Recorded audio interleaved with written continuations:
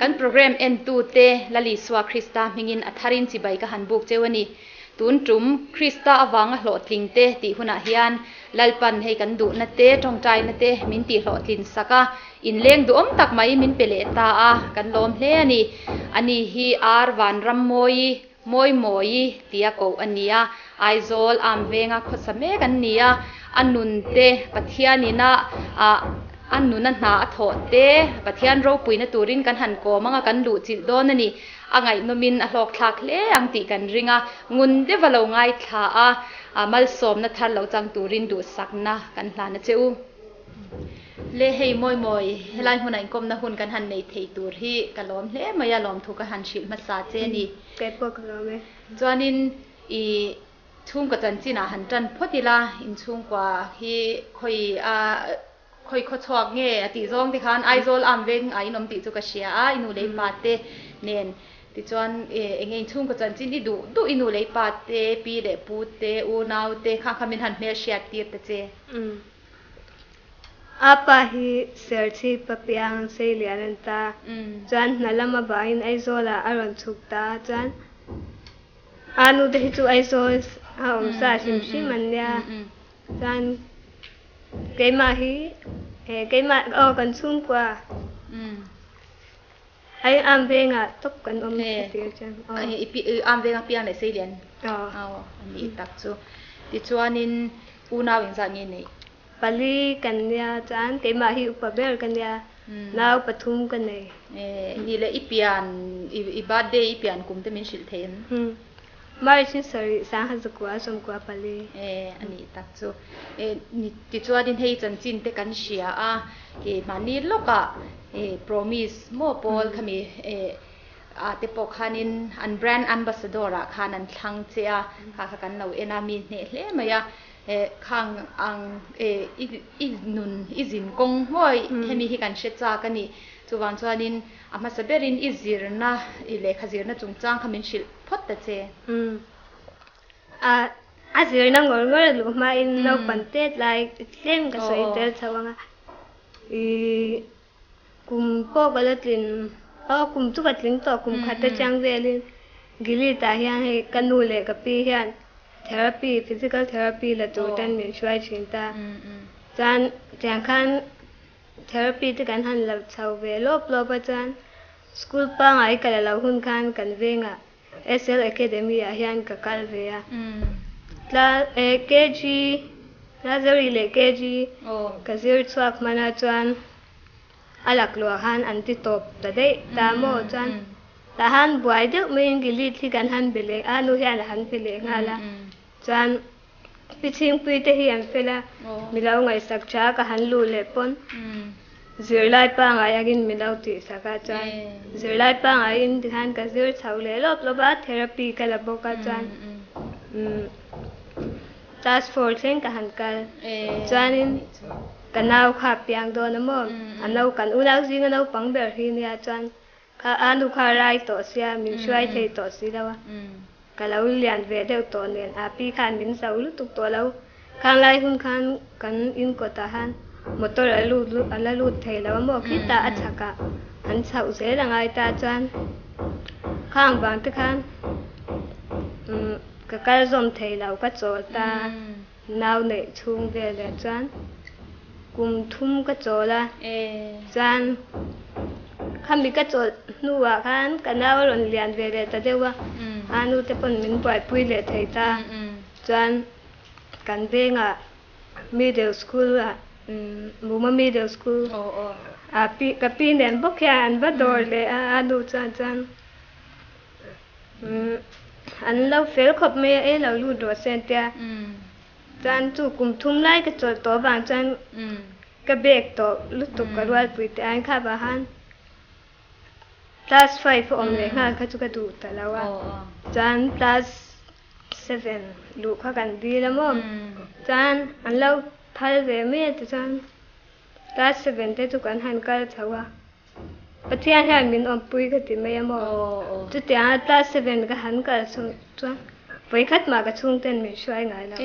cái chuyện tên mình luôn làm rất ta tôi thấy mình luôn làm tu ra cái chuyện tên rèn rèn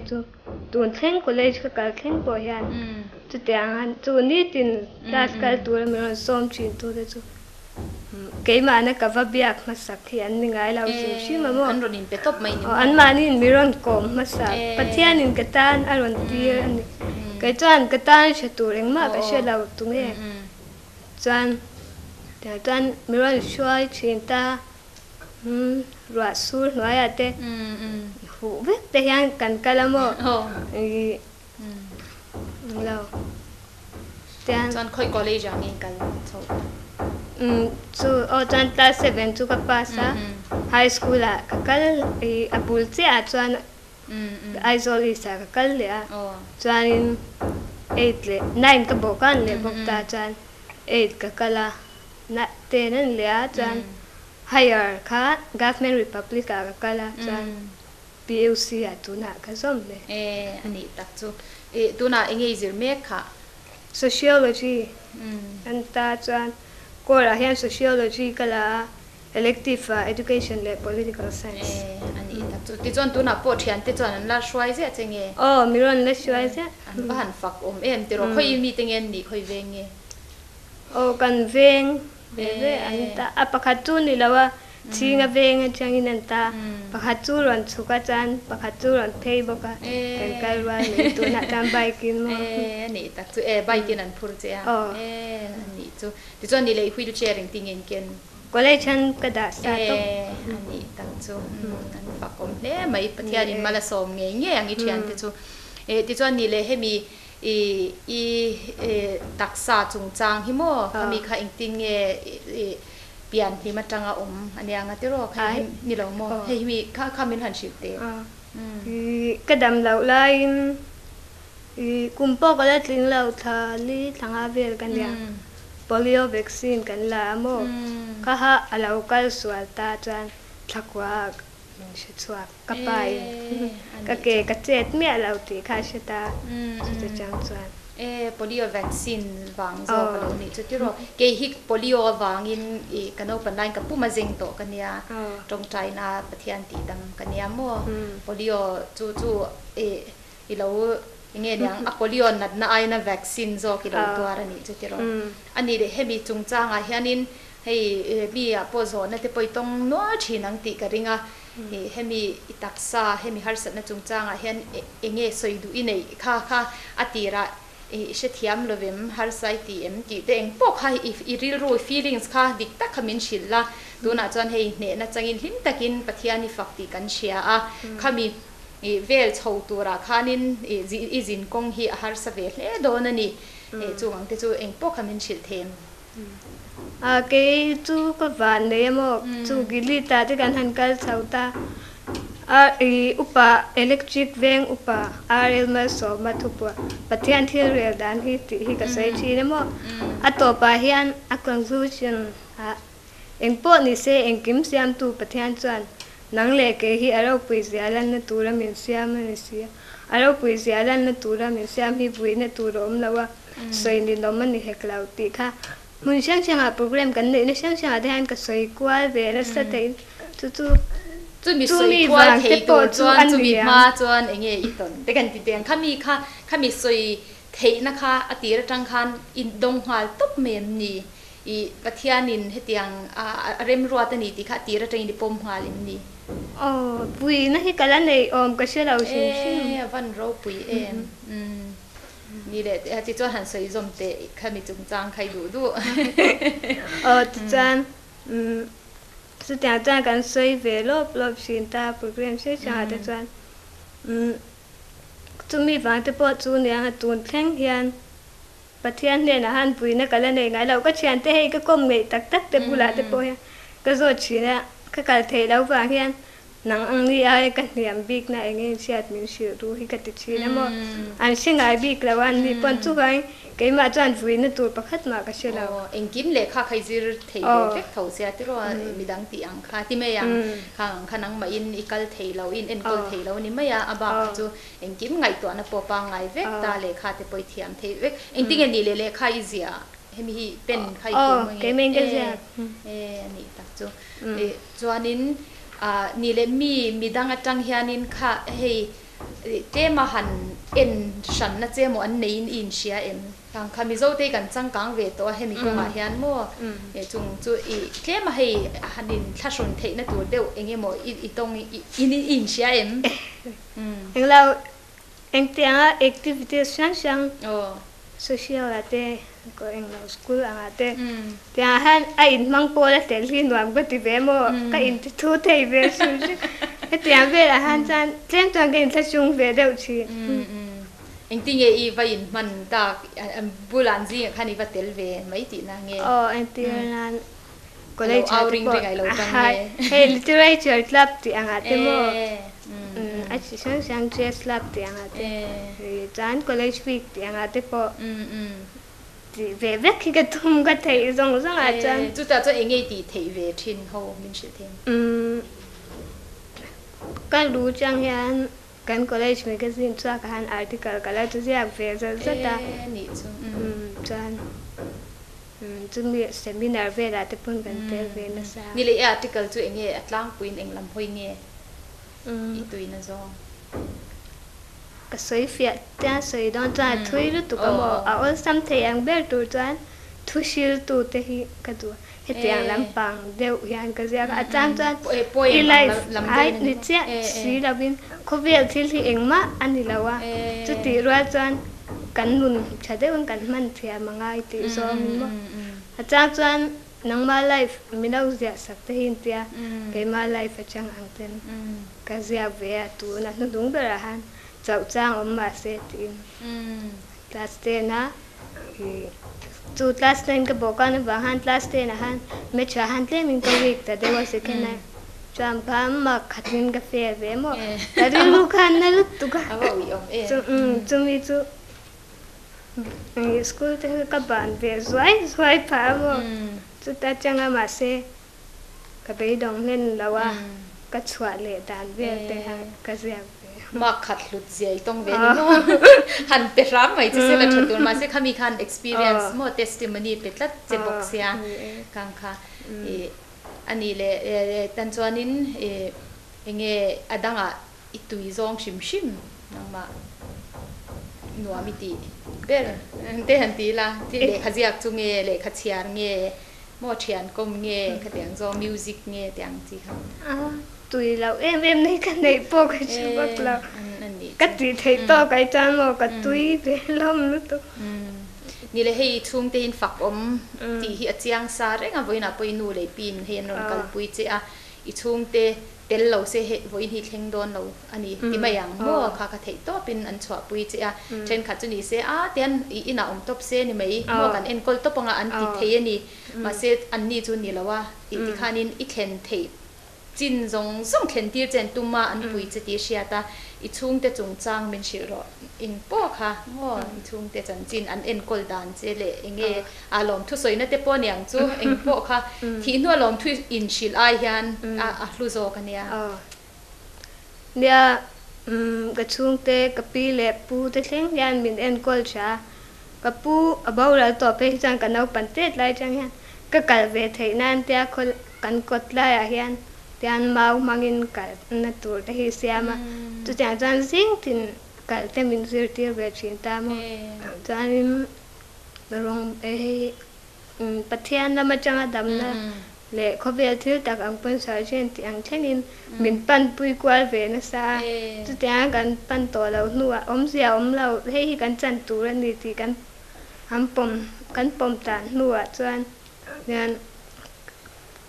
ยังมาติดไทยเราอินที่นี่ก็สวยไม่เราตุรินก็ไทยโตก็ติดูก็ติเวทนั่นเองกี่มาก็อูนาวดิเล่นยัน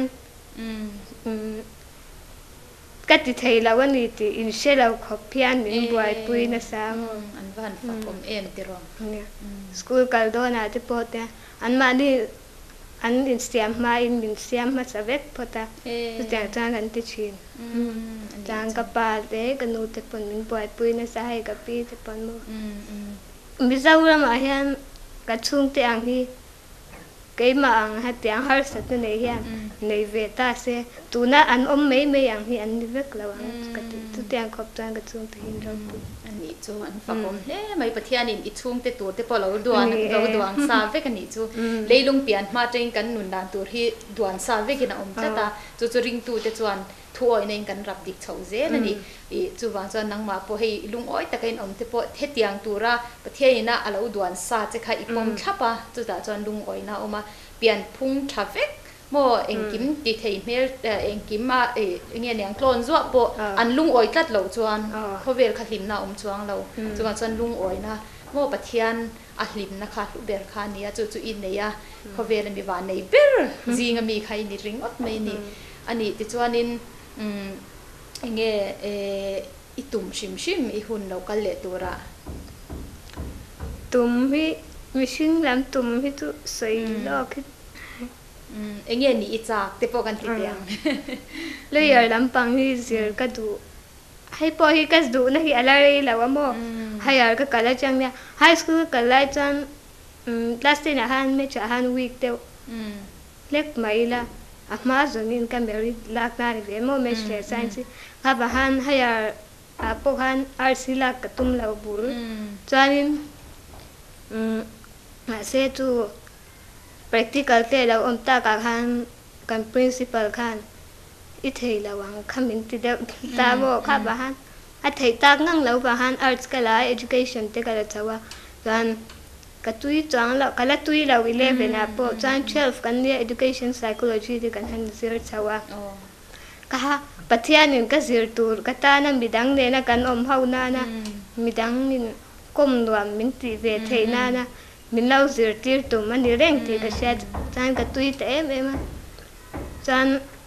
college kan lu le don po han psycho mo philo mo religion lam pang hi ka tuya philo mo khala ka tum le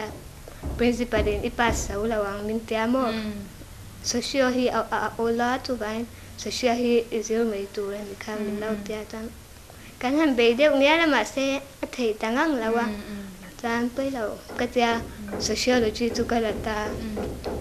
chu ta chuan tu na po hian enge he ta han ka zir tum tak ka zir Pathiana min zirtir chan hi kala shi chak lawa ma se ka mang chang kai to khutang dun eng vai nge alo dang lam chin engin nge ngong enge a thleng le tu tiang te hi ka shet thiam pha ve mo ka lok pui to ta chuan so na khan gan lut le to cha ka tum dan chuan tu na BA ka zo hian LLB zir ka tuma MA ka mishing tum dan ni chu chuan MA hi chu lao open vela ti nei ka tuma mo lo zir pa in chan tu te anga ka ti thei ni chan chu lawyer lam pang magistrate lam pang ka cha ka chung tu ka tum Pathian chakna rin chani tin ngei po ka ring mo ka du sak pui che I tum ro boka in Pathian engkim ti thei kan nei chuan eng mai har saum lawa I entry ning ka ringa nik nge min pum ka nik vu eng tingan lam deu kha chang che lo kha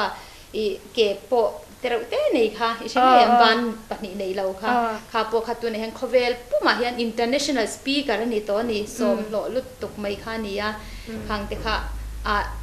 ti thei lo kha nei lo ti mai ang mo kha tiang anga Pathiani na awmte wangin Pathian ropui na talan na nia chu wang chuanin ani te ne na te khin phei chuan nang chu engkim in nei mo ban te kha ke te la nei ira nei vek zok ta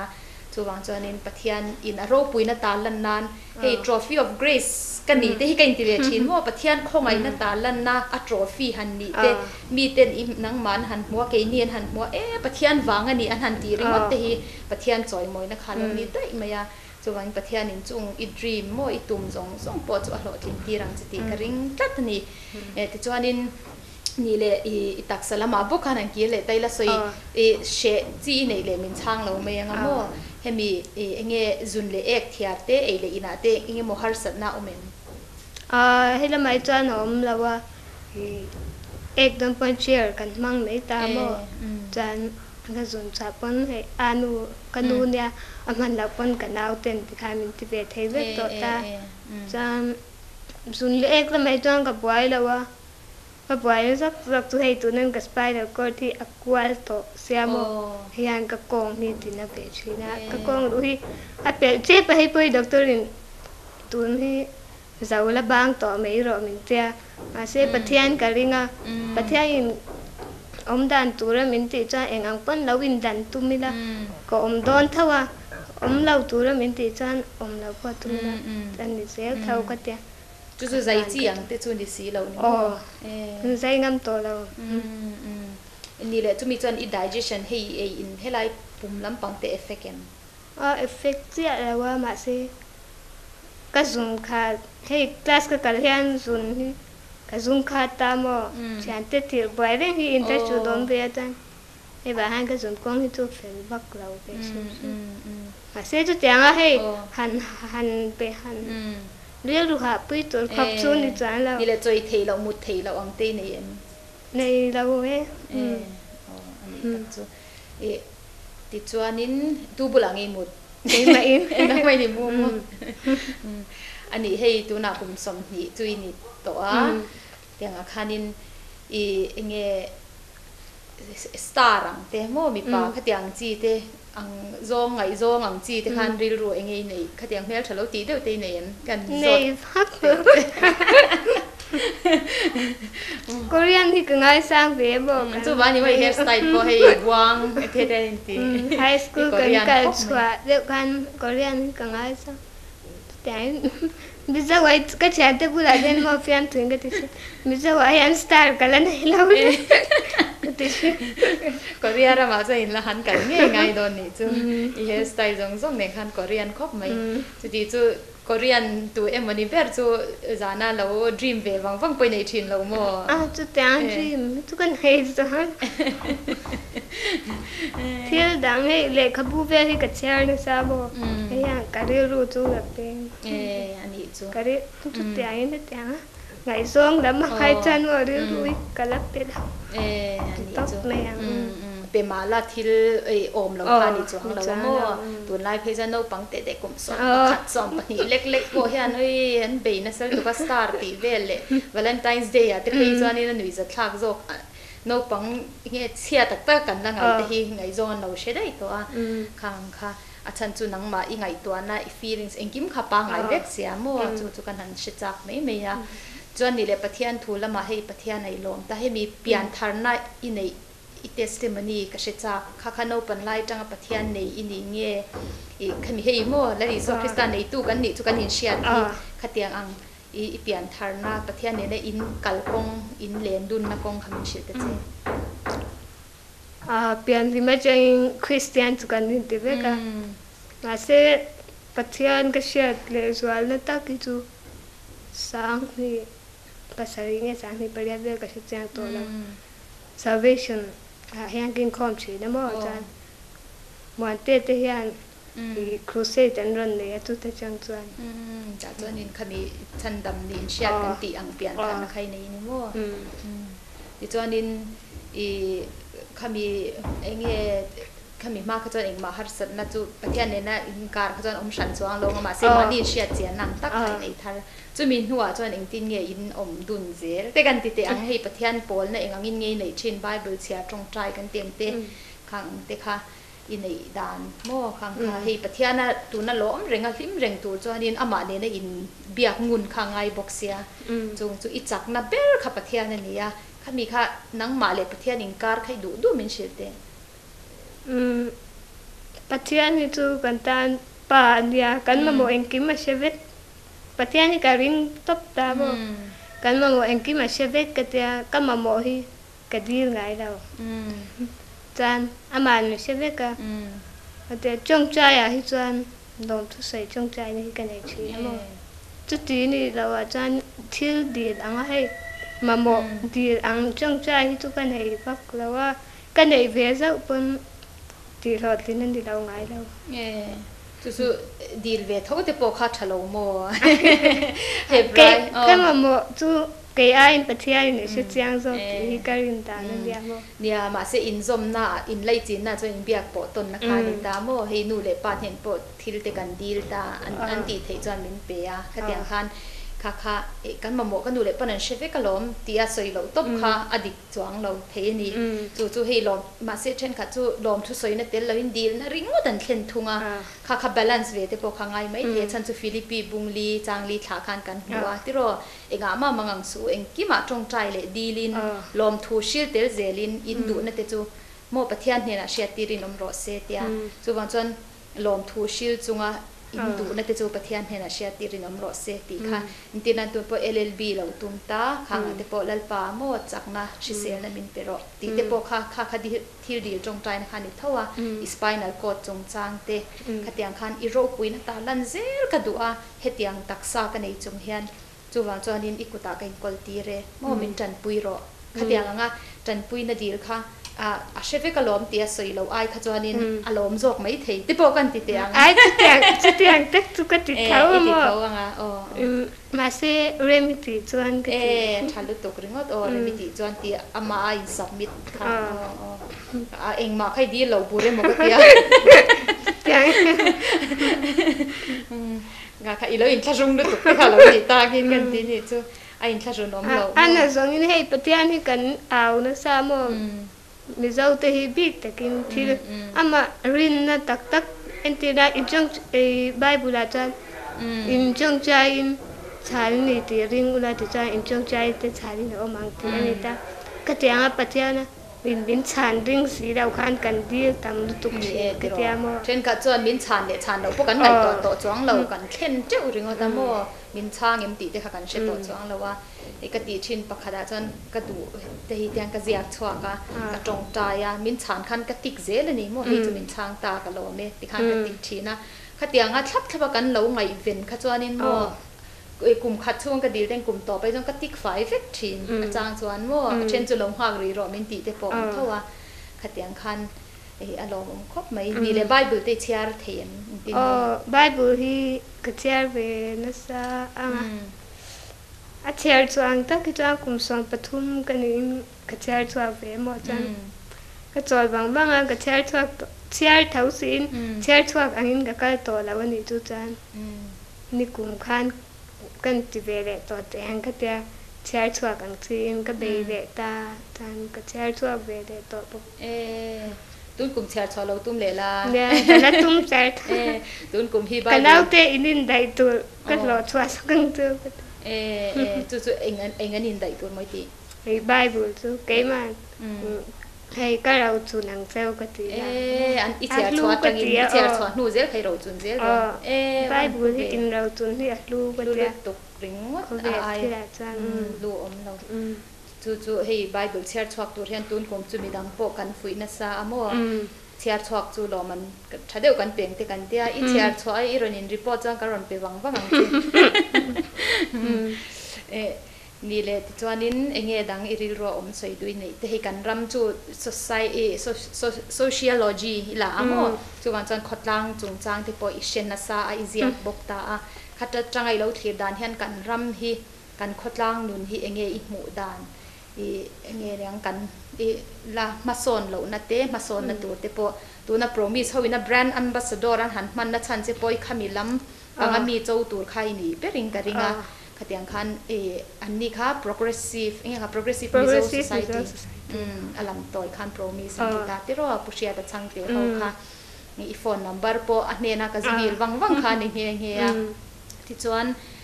khotlang chung chang kan ram kan nam chung chang kha zau de kan zo chei du in han chang te all some there say chan be ma hotin kan be dong ka tiamo सरकार te pon thil thatak tak chu unemployment rom an siam chuak ma se mi puiten ti lo ten mi anti le chuang la bang anti le tak chuang la bang ti ri ru ka kan pu vek to kan ri ru hi adik lo zo in a kal to an lo ti le chuang lo thi nem ni a hai hi ti ne kan soi pya anol puya mi zong cha ani chuang lo mi ma se a lo tin lo na hi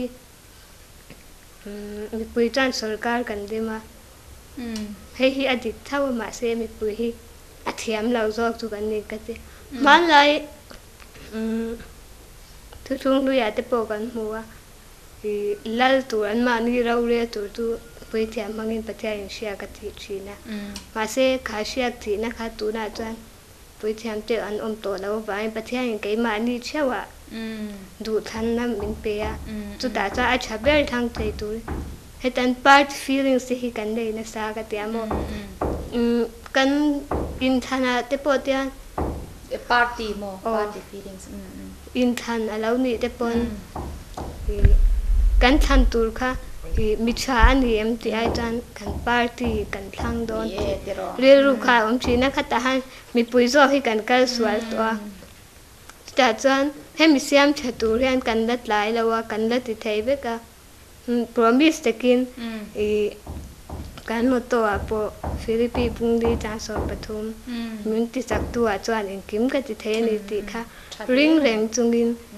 kan thil ti na mi in engang adik law an ti ni pon ke ni chuan adik lam char hi zong char zo kida ti chuan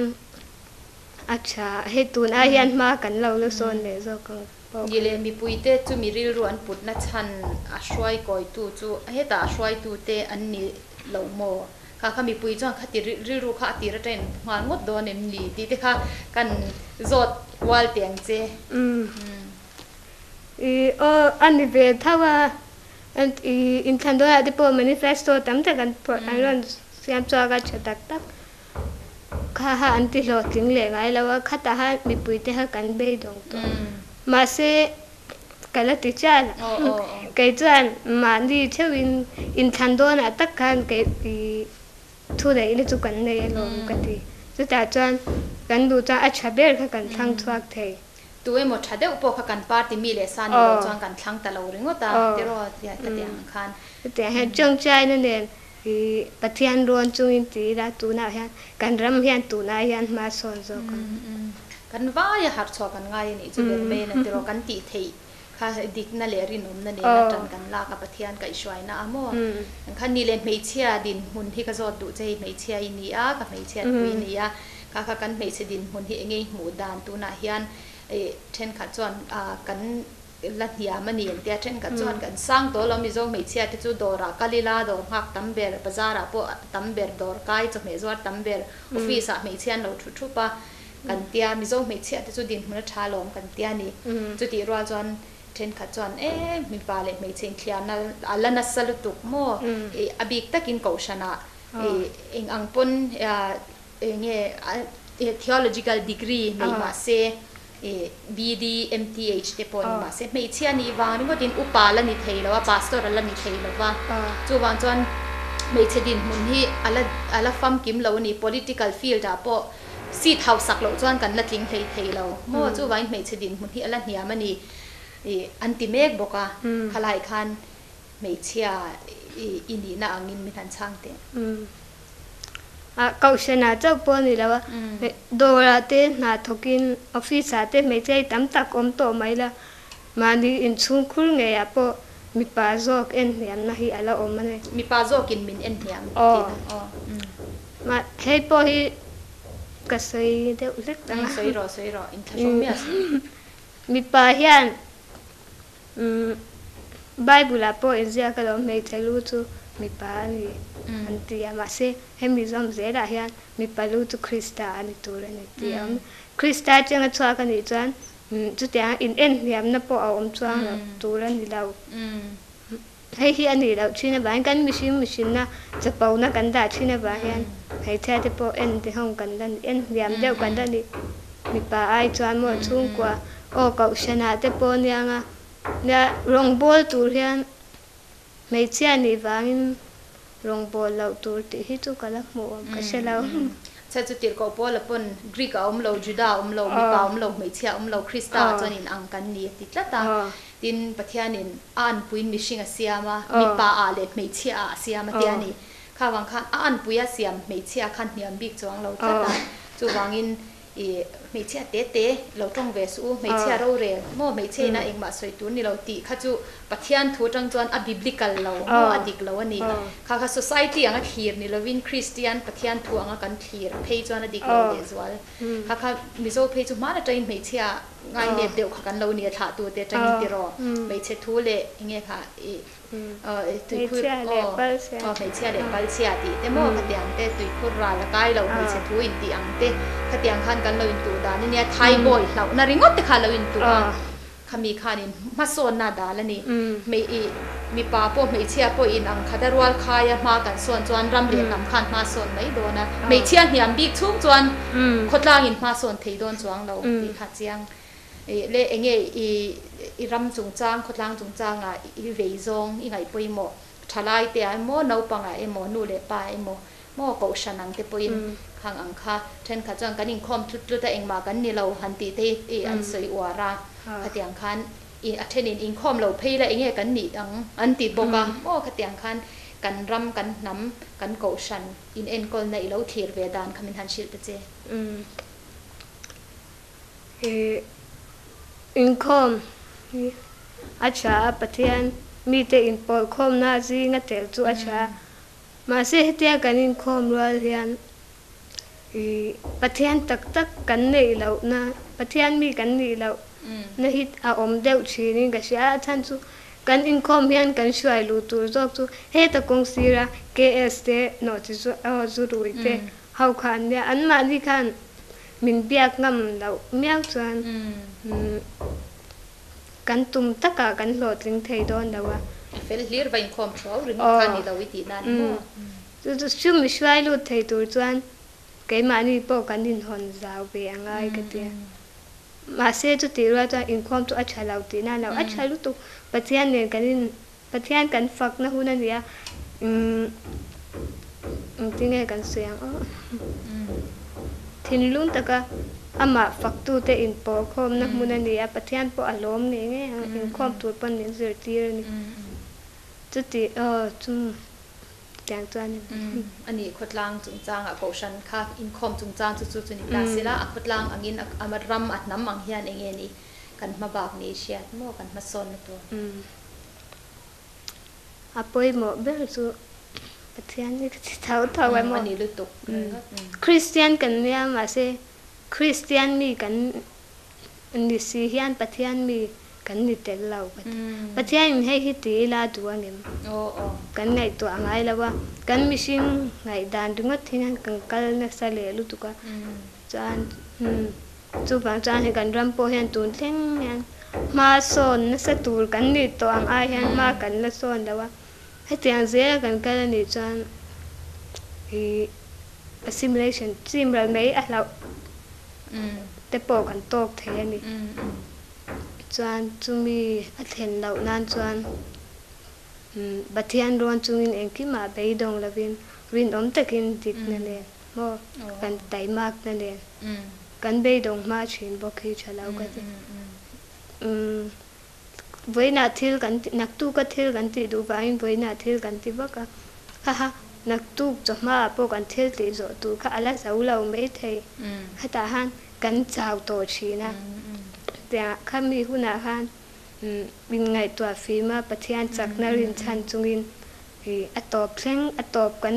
thil ti du kan ti ma chu ti thei turin mo to thei na kan tla chama ni chu ti ro ti zo buan kan du a kan step kal thi fiam thuin ti china pa hi pathum te kan han kara kan han zwan ka na man mo deu thil ngak thei lo deu tin te re te lo mo a to thleng te lo kan nam la no pan wang te pon yang te pon ti poka ka kha nam upa hei hi nam no pan wang ti hi chuan lam reng a tling lo ka ti kai chu kan pui tin ve hun to sap te de po pathian in thuak in ang vet min pe a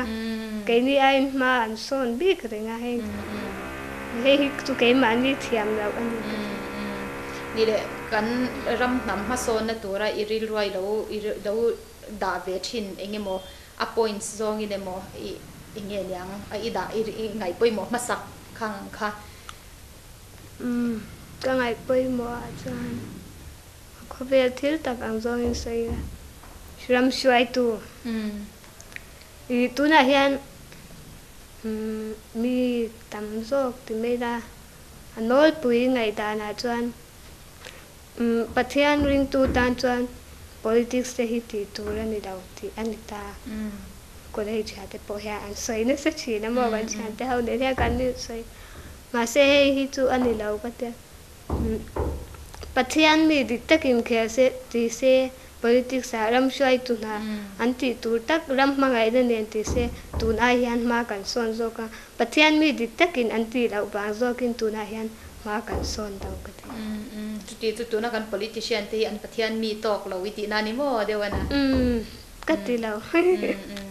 ani de Pathian mi ho kha khang khan party shan siam mai don nge party ngai bok khan wa zom kha chuanin khami party bo rak boka khan en ei zo le don sia eng tin nge ne ang ingai dan ai tu mi pui te huai sen na in ngat mi pui kan du kha kan mi cha mi dik Pathian mi an di ti kan shet kha kan vor ngam chuan tu man an dang dingot thei lo ani tak chu ani ni le zirna education chung chang te hi nge system kan lai mek te hi ma son ngain tu na kan kal dan jing thoma ti ve hi chu acha ka ti thau ma se abuai ta thing tlang a zong zong a chuan ti chi la ni chuan lawa a in khai ra de thei ber tu ra ti hi a chmei ka tiang a jing thoma ai ma khan kan hemi kan zirna shim kan hemi syllabus te ko ni ang mo hemi hi ai kan la nu fuali ni sia in nge a thatok thokhat kan la zirna sa tok lo le khaziri kan lan na lo ti ro kan tum lu lo vai ho te hian be na sa ni mo i entiran zirlai bua po a textbook ang diakin kalila chan a practical awmte po a chalu tu kan ni mo ma se khang zong zong kha zirtur tu tai mak nei na tin lawa tu na cce kan ti a po hian project ten le ya heng hi dik tak chan school a anti pui se mo an nau pangin an thiam le so tha tu na chan project kha assignment tu rangin an pe ya in lama a chung ten an nau ti pui reng man si lawa do da mi a ol sam takin dei tu lo om boka ta han thiam na khami ina tum tak tak kha kan zir chuak thei dau pha chi tin sarkar school te hi athalo zo ka ten tang tla ta hlo sang zo hlo mumal nei zo ang te kha tha zo ta se te ro private school zirtir tu ten hlo tlem te an lak na hi atha zo te ani tlat mai tin khopuya te po hei million fa te lu na chu private school hi ni deu fit mai ni khanga te khanin sarkar school hian tanan lak an har chwa hi ngai hen ka sia ai ti ven ma se mo panti tai chan no pang private hi chu claim an examination base ma kati tu na acha how po hi mo ka exam ti thatnan khan khami lai khan apoi mo lai mo lungor an sira a holin an zirlai education chu hol tu ni tia chan sarkar hi chazo kati a holin zir an di amo chan private a chan apoi mo khan thang chwa ka tia khan anti lâu hơn lâu tu ra ngay là holo to bang kha nia ba se sap trong a te po private school chuan an sap trong te pon lo war an lo thiang jok de uta mo khatiang kha mi sarkar school kan ti Mizo school te kan ti mai khatiang a te kha chuan in lemen loin thla da de uta khan balance angai ni chu ti ro tan lak ve ngai private school pon tan na se khami exam a pass thattir ngor ai khan chuan sarkar school pon tan la se ti khan ni chu ti ro ani hei hun du tok don lamta ila enge iril roi ila veizong soi idu thir tu te hne na sia se du thu cha du inei emo khang angkha a pathian thu iril ro om rangi testimony te po mo bible chang te po min shilla idu du khan min han khar sak che cha chuan min awla ka chang jeremia bung som thum pathum chang thuma min awla ka chang che thil ropui le in thup ida mu ngai lau te chu ka enti rang che min tia chu vain ama aw chungin kan thil ti na kong re re nga ama ngai dan ama in hat ngam chunga kan ti se chan kan shat phak ba khi min ton tir don tu na hen ka din mun hi hetia ang society in man hi chu ka tum thawa ma se hetia ang zong la science lampang hi ka tum china chan ma se pathia in karin lau lam zong de min shwaya ma se ai ka tum ke ma na mishing na ka lau tum ai khan a ropui asang zok de ya chu vai enki ma pathian ring ngamila Bible min shi angin yom dan tur tulal pa chunga hatla ama turin la ama na ti ve kang ti ania enkima kan the ti ne kong enkima ama ring chunga kan ti chuan lo tin na kan muanga chuan lo tin na kan mu rualin ama min choi sanga ama po aro pui swal bok chale mai chu chu ni e pathian khan alaya kan da masaber ni chuan kan di le be sei ai tha hem nin pe zo thi ti ro nang po chu tum aya tha dei zo kha a shwai na che kha ni ta ke ni chuan kan du tak tak po hi kan she chiang lo min siam tu hian she chiang ber kan ma mo te kan du te hi she chiang bera chu wangin kan di le be sei ai tha min pe tu ni ti bible in min shil tlat ani e ti chuan in atom tak tak tang kan ti le yang ble khabuzia lam thei ril ruwa umem mahana atanga ziak bele se thei ka pa I gai ka tum dan de chan graduate rally chan pakhat chu nei ve thei ra changwa tang tu ka ti ni e ti Hlawhtling nge ro ti ro hei tu nge kha ming red wheelchair a po khana zia kha ro sang zo la pon zia kha mo tu wang chuan in e kha hei achan chu kan soi hi chuan aliam mai a le ka bu chu om reng ta na ki na mi te ponan lo chiar zel thei tu khania ni le I thian te pahni I shwai zia thin che kha an ming min shil ve reng te alom me chan dama ane duata e khoi ve nge kha duata chu thing ve ngan ta chan dama chu am veng south ken hi am veng kan ta mo aron pheya abai ken chan pakhat aron chuk thaboka ti chuan anin phur chok che ti na mi ai I chan dama chuan a khal ta mo ke malaya ka chua cha lunga kalu hei ka spinal cord wa hen kalu hi ada khen ke min ka kun thei lau thina ka ha kalu hi mi dau fen sak thi ba han phak o lan pan mal som ro se an chung te pon phak the mai chu tiang anga ti ro shwai zat turan han an fui thalet ni ron chon chung te pon le inkawmna hun that tak min pe lom thu ka shi chia lalpan mal som che sela tidam zelin shi se zela mitam taktan pathian tan kan khotlang kan hnam tan mal som na ni chhoze turin du sang na kan hla na che lalpan mal som che ro se le hei tu na hianin moi nu le api ama ron shwai tu ano pante ta tanga mangai taka en kol tu te kan bula hian an om ve a zo na ke ma zong kan zot ve lok don ani le hei moi nu le pi kha in ming kha ashanin min han shil le ve ula ti chuanin zo na kha in panin pani khat kan zot ve reng du chewani okay hi anu kanya siral rin feli kanya seni ti in min coachin ti chuan engin ei zon na kha ti dai la apa hi ming kha arlal huliana ania I fire department a hianin driver in om ani tak chu ni api kha ming kha okay hi moi pi kania ka ming chu lal ri khumi ani ani tak chu ti chuan ni le hei moi in enkol chhodana hianin in ti tak zeta in mangaya in thokrim ti poshia ta vo in thleng tur hian kha ama chung chang engei soidu api kha kan zot ma sa shim te ang mo api khanin a chung chang a shisel na chung chang emo atet lai chan chin isiat a tam tak kha soitu ra omanga ma se atlang pui khanin moi chan chin a chung chang pathianina a khongai ziate khang khamin han shil ta che ole law me ni moi hi a pian tir chuan na pang pian thatak ani a ma ro chu pathian thil tumte kan shelova van doi thak kan ti don nge tun huna hian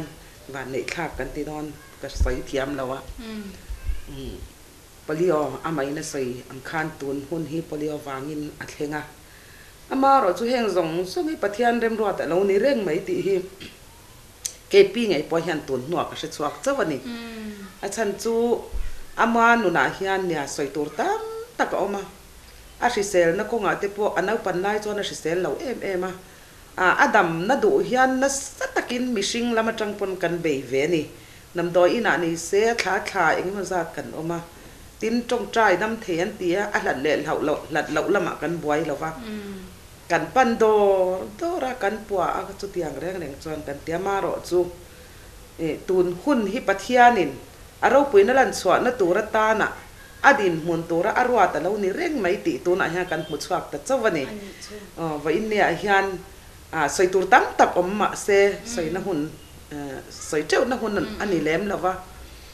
pathian hi ropui ka ti moi moi chung changa hian lalpan avo big en kultur hian ke mi chung kwa hi min lo da reng ani ti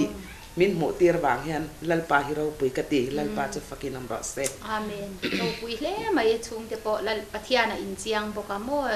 hang kha pathiana tanga kan don ani ti sia lo chon van duai na te hi pom thian hi har sa thi na mi sing anga kan ngai van duai na lo thleng hi ani ashi sel na chung chang kha ingtin nge a tet lai chu dam trong trai dam the sang sang te point han pana dam na be sen chu ba ka chuanin shi sel tha chho pa ngai ti mayang hetiang ni chung hian ani nge tun khang kha ama shi sel na chung chang shim hi nu kha min shil them anau pan lai hi chuan ha apina soi ang khana shi sel lo ema ina kan om le dam do ina kan om kha a in zat tila kan soi swal tam no chu tiang chu ni ta chuan zana te hei thi ngam tak tak te hian om thina tiang tleiwa kan tleiba thak thaka ma se pathianin tunan soi ang khan aro puina ti lan na turin tun thleng hian ti hian anun na te ala zwa saka ne pathian ro puizia anuna pathianin ama choi moin ti hian mitam takte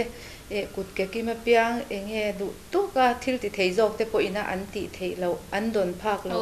mal som na tam tak khatuna hian pathianin achunga hian avura te hian tun thleng hian ala awmte ni le anui ni ang khanin atira nge ai she thiam lo viawin atira chuan ni kan ka she thiam lo a nu tan chuan anna a soipo hi harsa ka ti thina ma kan in bul lai vera khanin apian pui rual pui hi palian omta march tha apiang pathuman omta chuan january apiang ka pakhata ombok ta chuan atira chuan thut thei hei no pangte chu an bok khup theya an thu theya khatyang kha chu alati thei ma saber zela chuan athian arwal pui te kha an han wak thei ta chia chuan in hei fa ma sa te an lo nya fa u an ni vekta an pali chuan ani chuan engma ti thei lawin ti kha na omta chuan ashe om to pani mei han son ni mu khan khatyang kha chuan ashe om katya chuan hei chan te kan kom em lo bok ta ti meng ina kan om chot ta ani heti hi lo ni bok awang hian api in ati thei velai te kha chuanin biak ina te po te na po a shwai zer ta kan chang cheta u ber lo ni sia chuan a chan te nan han ti a chan te ruala chan te puak nga ya a han om te khan nu tan chuan ril ru kha anat em han hei han soi reng te kha alo nuam lo ta chu wang cha ama bu lao sia cha ruk zoi chang in nei fo don ni ya chuan an lian dewa ti khan a in thiar te hian ama in ama a in ti thei lo chuan nakina ata na shi omlu to kang kan tia a han in thiar tan tur te phe hi chu a harsatna exercise no la lo ta an che lo ta ti khan a rei thei to pomo a in thiar hi chuan voi khat chu ka ti ta in silfai hi chu meicha inia meicha chu in silfai reng ngai kan nya in siltal hi iti thei lo chuan nakina kan tar huna shi omi ti lu to kang he hi chu nang ma in zir vero katia chuan ama hian a she lu tu kan ni mung han sil te ka anau ban deu lai chuan a she ka ten ati thlata ati du lawa bathroom a atom ngat ngata ke pona ka trap ngat puka ti chuan kan in ngak tuk ta chuan iti ma chu ka shwai chok lawang che katia ke chuan anin ka ten ka khoi du lo ati thlat bok sa ti khan ma se khatia thut reng kha chu alo thei lo ta chuan ka ti fai to atia chuan kan in shwai chok ta china chuan in ti han tung thleng na ma in la ti ve thung ta ta kan thut lu kha chuan eng lo he ngai don ni chitero to chel de ngai don in ti sak thei reng chung khan ama ti ti tu khan tap ngat chunga ka te kha nga ya abuai chak be abuai cha na hi atam he min hetia min ron muwa in van boy don tak an ti ang ai le tam tak khan ka ti mei thina mo ka soi thiam lo mi in a min ron muwa in van boy don ve in ti te hi chu ala nep jok boy thak lut tuk engkim hi enge kan akut ke kan ni miao wang kan kan muta kan pom thawa kan zun tira ti khan engkim khati sakanga ya ma se tia tu na hi chuan hei azia ve to ama in enge a in bada chuan a in silfai theya ha not theya ti khan cho te po tian kan pe me ya in chei po mai ni chei ti me la in chei vek the a kor eroi chuin hak ni rangai o tiang in thak le ti ve le ro hi chu kan ti vek ta mo anau te hi an le kang ve to a anau ten tu na chuan hei min chok ve to ta kan zia ve to ni le period chung chang kha hei ning chia chuan thatin hun bi nei te thi te kan ne a anei ma ma hian o kum som parya ta ni hian chu aron nei tran ve a chu i mi ai ba khian aron nei ta ui kan mang hi a ang tu pa anga lu tu o anga lu tuk ba ka khan anna thei ta lu tuk ta chuan i na chok na ei te hi hei heti hi ni ma se na chok na ei ten thi se na he ti te kan lo soi te ka alo she ve sia ai ei te khat na chok na han ei mei te a she lu tu ka mo chuan i chu ama hyang ka thi top doning ka sha u yen na lu tu khi atia chuan lungai su piria ta wanga thi hi chun la om mia lo nya te hi ka tia mo ti khan dam doi hi ei ro te kan tia achang hi chuan a ya a ei lawa ator chwa te a om ta anei re yen nei re i kar khat hi chu anei deu ta pui kar khat chu nai lo to tlat mai tor mai ba ga chu atam lu to ka mo thak reng hi angai ba ka hei tian ama taksa lo soi ni wang hian pat pa ngai te lo mang thei lo ta ti khan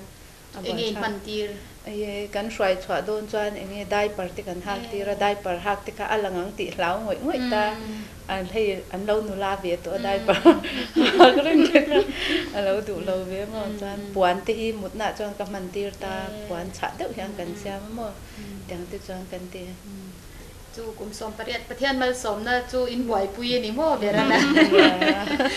ma se khami dan pa nga yang zong zong kha lalpan bek ve vek che kha arim ti bok sia te ro tiang kha period thatta kai nei thei ringot po chu thil makani hetiang ang kha chuan mo chung te po chu lom thu soi na tur ni zel ani chu ti chuanin ni le hemi dam na chung cha nga hian in du le pi nu te nang ma tel pon han soi le lok taula i khami da tong trai dam thei kan ti te point han pana tin doctor sang te point be sen pana kha da khanin aron theng mai do na shiat na khatiang angte tin a thlen le lawin eng ti nge in om khatiang vela kha in ri ru khalai tak khamin shil le ula kan du tok don nia kan be sei em top zel ani Pathiana tang ani thei kha chuan ba ka anau pan deuh lai chuan a spinal cord thi tiang em ala ni lo ta he ama hian thut adu tamta ka wang hian a balance lo tol ati hian a kwal tol ani ta tiang em kha ala ni lo wang khan be sei na ka asanga ba ka akile khi ala na sa tuk lo ta chuan i kha kalibaran ti ang te kha kan mang na sa a heta kong thleng te tiang kha kan mang chho char thina Pathiana tanga damna min an han changa kan han inkawmna an han dama an han kal theite han mu kha chuanin i khatiang kha ama nu na hian thleng ve mai tura be sei na kha alian em ma chuan ama po hianin i kadam ti chu anei thina ni ma se kadam ati khan ke ni chuan taksa dam na kha kan be sei ta khatianga mu theya han kal ngal mai tura be sei na kha kan nei thina ma se kan be ati dong zwala ni deuh per ti hetiang turian Pathiani na da ni ti pom na kha ala om box si lo mo kha ta chon ni le in vui rum thin in Pathiana ka ti ko vui lo chu har khop mai ti bi nge ti ka kha om le tuk ringot enge khata khan ti swal kan nei ti hi ril ru hian na chut lo thei lo ta an ral pui te mu phei chuan ril ru ana lo thei lo anu tan phei chuan ani le zwala ka tianga api te pon ni thawanga tiang kan han be sei ta ti khan hun sang kan kala aman kadam ti phei kha chuan atu zinga te kha chuan han ding thei mei kal thei mei tura be sei na te kha kan lo nei thina ma se tuna chuanin khatiang zong kha bo to ati meang ni le ama lom na hian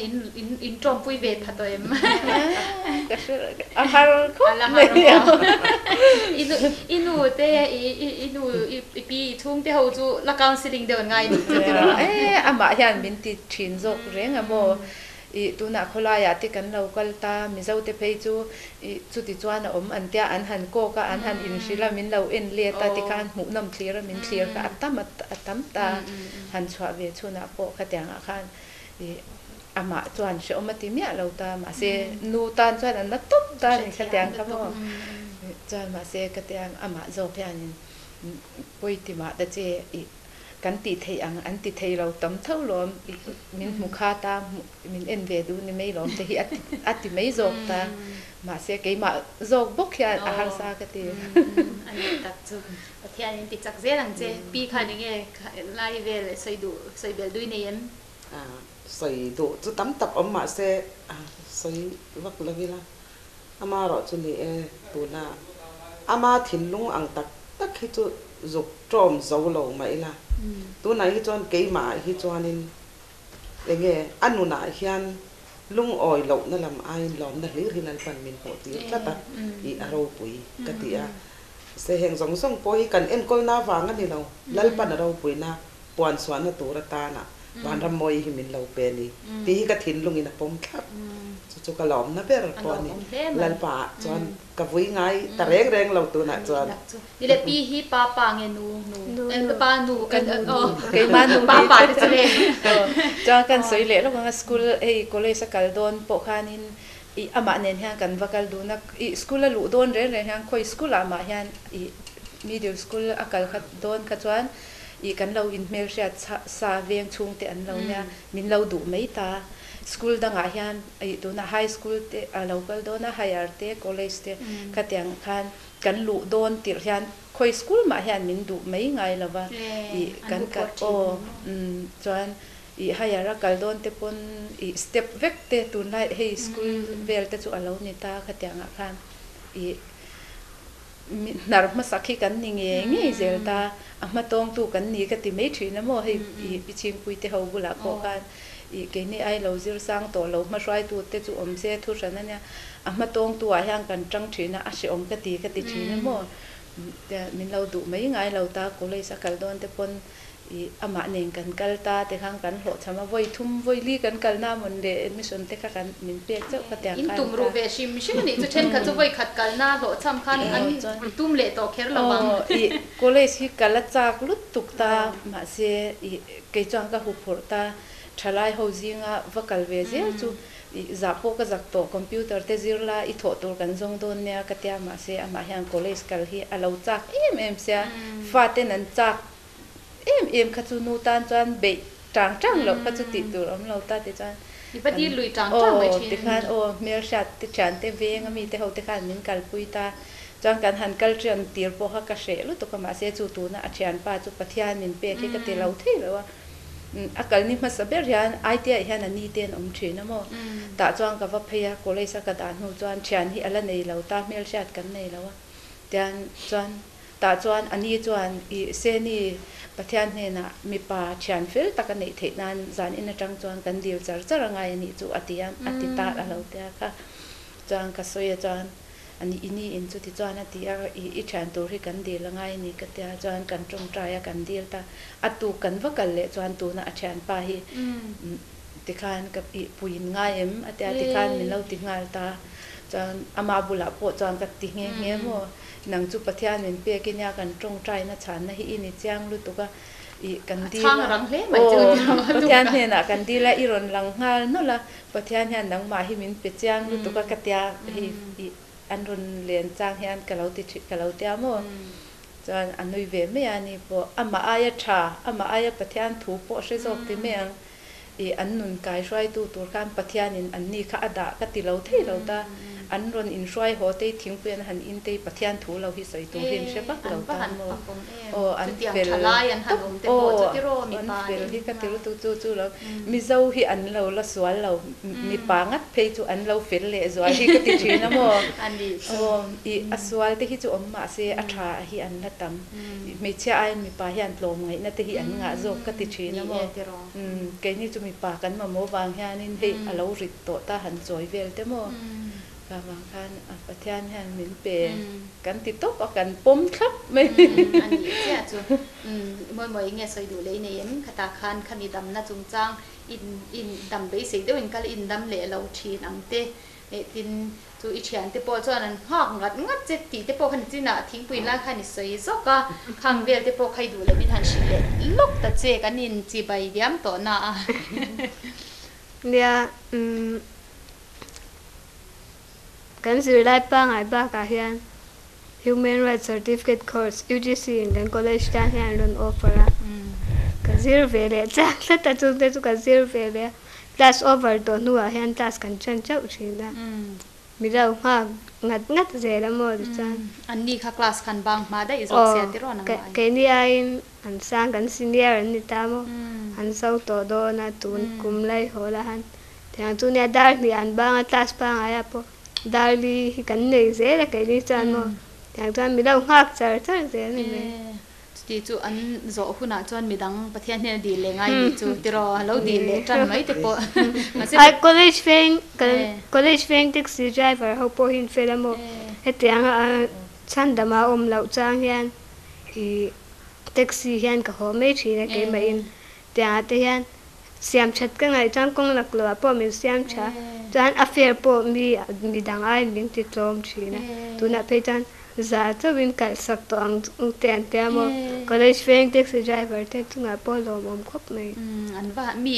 chu mi that tak pathian hian mun tin re nga lo nei ni chu ti ro a thenin bike kan nei a thenin taxi an nei a pathian chuan man ruwa kut le ke nga le ni chu lalpan mal som vek ro se ti chuan in I dam na chungchang khai soi du en thami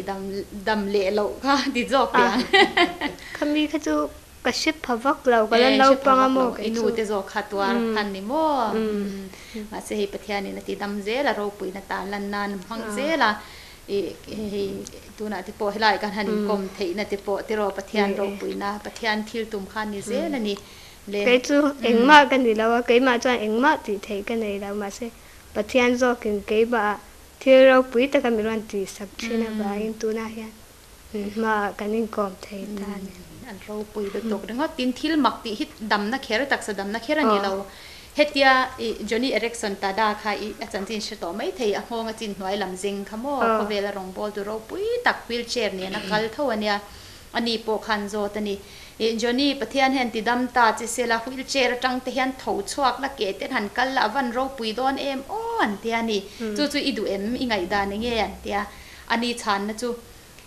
hetia dam lo chunga wheelchair ka om chunga pathian ne na ni tin lom thu ka soya pathian ro puina ka puang the hi ka tan chon thil mak miracle ani ti mo miracle kan tin ang lo ni chu then ni na miracle thil mak kan ti chu taksan dam ngal mo chu ke ma te po miracle tho zeng thi tu rangai taksa pum zeng kha ka dam miracle tho ani ni ma se chu ti chunga wheelchair thu chunga lom tlat mo pathian be se tlat pathian ro puina puang chat tlat kha miracle ani then khatin ngatinge ka wan duai big min mangai lo bi kan yang tia an tra na tura khan nang kha chui hlim tlata mo chu wang chuan khami lung oi na hlim na kha thil mak pathiani na ati min ti sak thawani ro pui khop mai le inu te pi te in zawai chunga lom thu kan sei non le ni lalpan tam takin mal som cheu ro se ke ni po kan lo me le tuna khan R.Vanrammawii inkawmna kan nei zo ta a angai nomin hlok thlak le maya mi tam takina kan ngai tua phak lo kan ril ruwa thleng phalo te po ngai tua na lo sengin a mangani ti kha asiata tin pathian hian tu po hi man ro min mang thei vekani ti ama hian chiang le ni chuwangin he kan program en tu zong te po he kum thar a hian kan ril ru kan taksa kan tharau te tan la thar leila pathian lam hnai le zwalila kan dil le be se ai thamin pe dua kan thlen phak tura kan rin ai sang a hian min thlen tir adua a thaber min pe ka du ni aro puina turin ti kha she thar leang u be se na thar nen pathian I hnai thewang u ti in kan in somani kan program in lo en wangin lom thu kan she chewa lalpan mal som vek cheu ro se